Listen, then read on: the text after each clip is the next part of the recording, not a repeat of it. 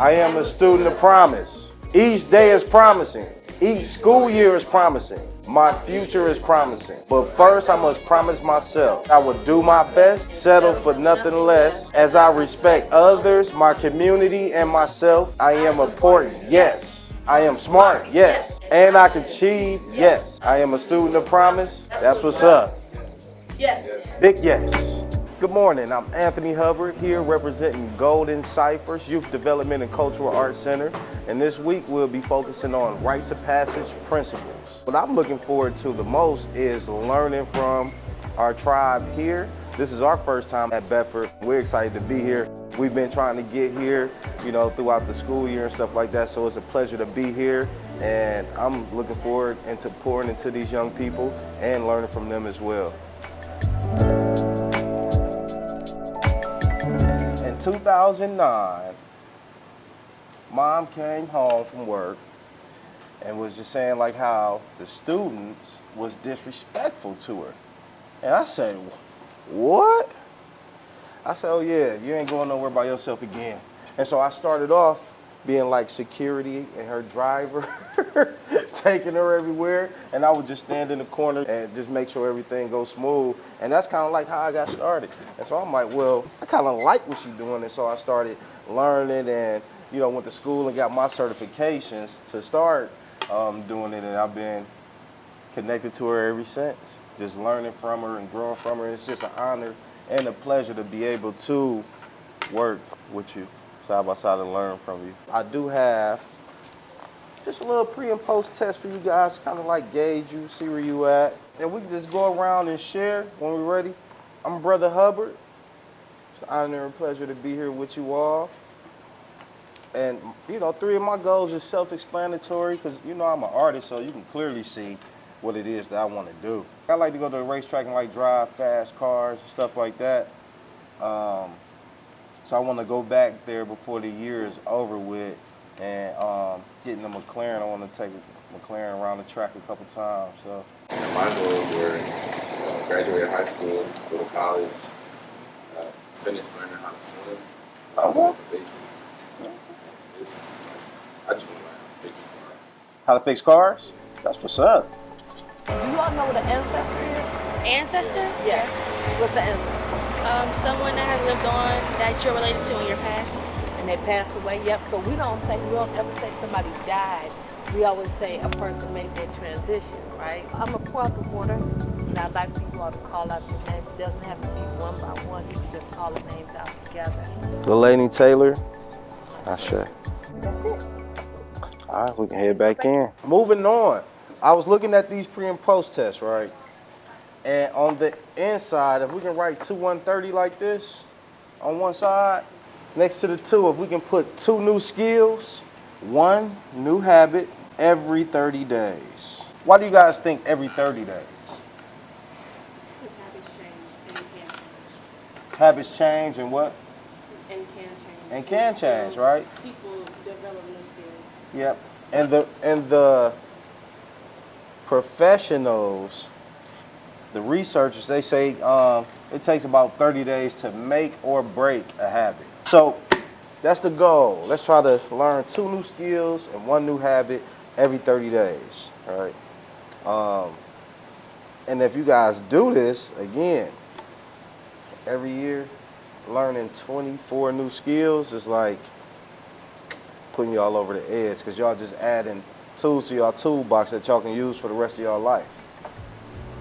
Let's think about it for a little bit, kind of dig deep. What are 7 things that mean the most to us? What do we care about? What's those top 7 things? What mean the most to you? What's 7 things that you value? And what else? My future. Your future. Question. What do you guys know about sacrifice? A lot? You know a lot about sacrifice? Huh? Risk? Yeah. Risk associated with that. What else? Opportunity cost. Opportunity costs. Anything else come to mind? Learning how to make and deal with right now It's preparing y'all for the big ones y'all have to make. All right, when we become adults, we have to sacrifice things all the time, especially when you have a family to take care of, you got children, right? Now it's not all about you. And as parents, and as head of households, and as people starting our own families, like sacrifice is gonna be something that we're gonna have to get comfortable with. It's time to make a sacrifice, ladies and gentlemen. You gotta sacrifice one of the three. Which one gotta go? Oh.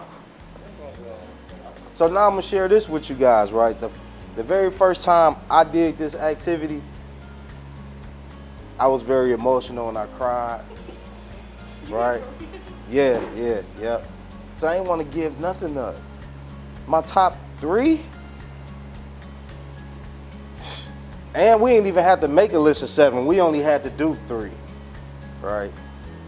So I'm like, I ain't giving you none. I ain't doing it. I ain't giving you one, right? I ain't giving you one.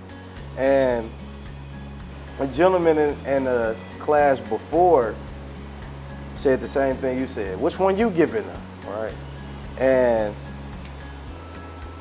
this thing that we call life kind of like decide things for us, right? So again, I wouldn't have gave up anything, but I did lose my father, you know? So I kind of like feel like dang, I think back to this activity, right? We never know when we're gonna lose the things that we care about the most, lose the people we care about most, right? And it taught me to live my life in such a way with the things and the people that I value in mind. Hi everybody, my name is Ina Cole. A Beautiful Mirror is my organization. So I'm at Bedford this week, and wow, today, Monday, is the biggest introduction. It's the kickoff start of the Beautiful Mirror program. I like to call it the introduction because this is the point where I get to share a lot about who I am, why I'm here. What I learned is that teenagers are very skeptical of guests or people that they don't know. But if you are able to tell your story and be real with your story and show that you're relatable, be funny, kids respond to that. Let me put a non-disclaimer out there. I cannot draw. I am absolutely not artistic. So these animals that I'm about to draw are not gonna look like animals. They may look like aliens or balloons, whatever, just roll with it, all right? So who would win between a horse-sized duck or 100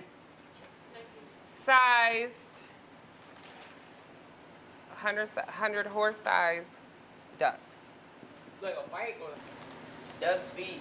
If the duck stomp on a horse, it's not gonna hurt the horse because it got webbed. But listen, it's bigger, so it's Not gonna heavier. stump on all of it. Exactly. Y'all making it seem like he a giant horse. And they go bust through his feet.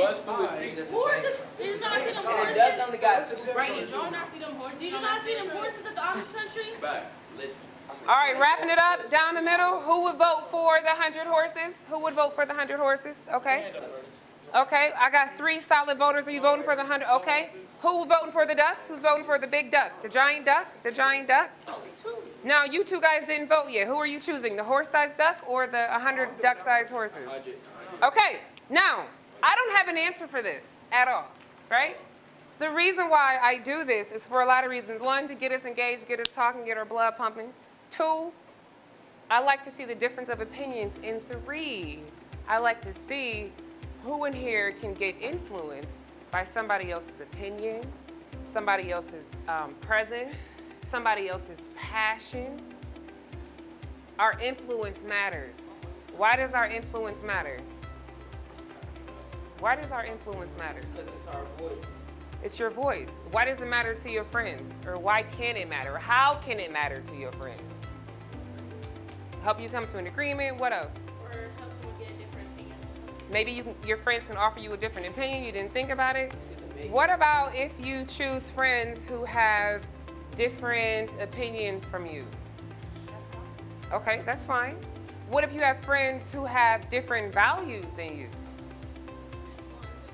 That's fine too. That's fine too? Oh, well now we're going down a dangerous slope. The whole premise of this is to self-empower, to self-improve, to hold each other accountable.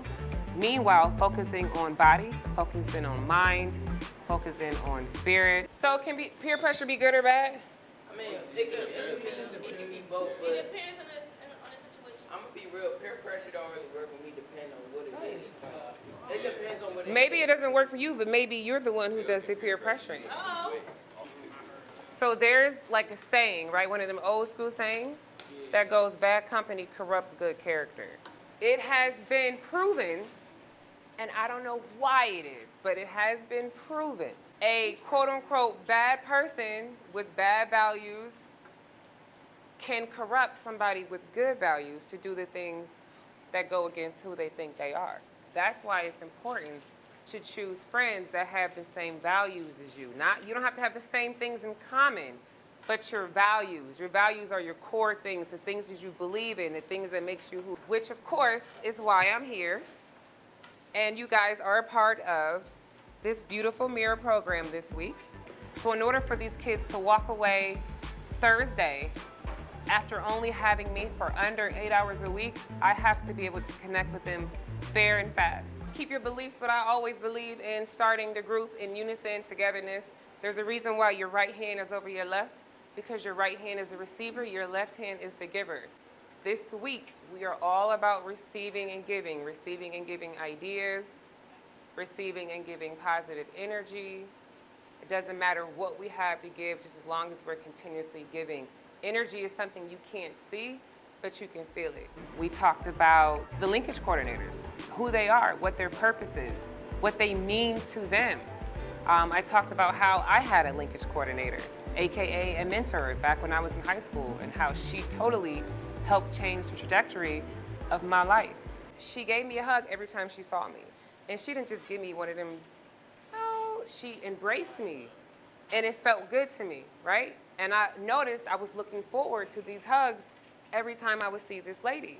So then in turn, I became a hugger. I'm a huge hugger, all because of her. I shared some of my personal history. I shared why I'm here, why I'm doing this program. I also challenged them with a lot of teenage issues. We talked a little bit about. How many of you guys know what a vision board is? Has anybody ever created one? All right, now, the two of you that has created one, has anything on your vision board ever came true? Yes. Yes, so are vision boards magic? No. Yes. Yes, they are. Yes, to me as well. Because I do vision boards constantly, every 6 months. Sometimes I'll do a great big one that's like super general, and then sometimes I do ones that are tailored more to specific things in my vision boards. Last year I did one, y'all, right? I put on there, I was living in, 2 years ago, I was living in public housing, just my son and I, right? I had no support, it was just me. Couldn't afford anything. Made a vision board, I gotta get up out of here. I'm gonna buy a house, put it on my board, right? Also put on my board, I wanna be a certain weight, right? I wanted to lose weight, I put that on my board. I put on my board that I wanted a new car. I didn't have a car at the time. I was driving my brother's car while he was overseas in the military. Y'all seen him, right? Within a year and a half. Those are 3 out of 5 things I had on my board, but within a year and a half, 3 out of those 5 things came true. Bought a house, got a car. I didn't lose all the weight, but I lost 25 pounds. They're real, they're magical, and they're yours. So I'm gonna leave, I bought poster boards for everybody, I'm gonna leave them here. I need you to write down your long-term goals, okay? A place you might wanna travel. Maybe Paris looks good, maybe the Eiffel Tower. Nothing is too silly, nothing is too small. Everything is a big, beautiful, great idea. I am looking forward to all of the activities.